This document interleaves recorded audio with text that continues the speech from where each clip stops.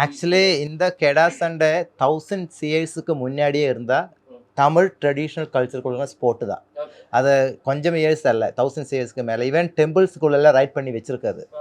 அப்போ നമ്മൾ அதை ஃபஸ்ட் டைமாக பண்ணின ஒரு பிளெஸ்ஸிங்ஸ் எனக்கு கிடச்சிருக்கு. அந்த பிளெஸ்ஸிங் கிடைக்கும்போது நான் மேக்ஸிமம் ரியாலிட்டியாக அந்த மதுரை கல்ச்சருக்குள்ள அந்த மோடுக்குள்ள கொண்டு வர என்னோட ஒரு ரெஸ்பான்சிபிலிட்டி. அதுக்கு தான் நான் இவ்வளோ டைம் எடுத்து மதுரைக்குள்ளே போய் ஸ்டடி பண்ணியது. ரிசர்ச் பண்ணும்போது எனக்கு ஜாஸ்தி ரியல் இன்சிடென்ட்ஸ் எல்லாம் கிடச்சிருக்கு.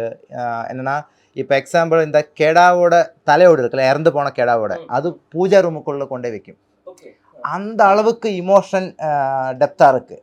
அது நெக்ஸ்ட்டு கெடா சண்டைக்கு போகும்போது இந்த கெடாவை பிடிச்சி இந்த சாமிக்கு முன்னாடி இதை பூஜை பண்ணி அவர்கிட்ட பேசி நான் போகுது, அதுக்கப்புறம் போயிட்டு வரல, அந்த மாதிரியெல்லாம் பேசி தான் கெடாவை கூட்டிகிட்டு ஸ்போர்ட்ஸுக்கு போகுது, கெடா சண்டைக்கு போகுது.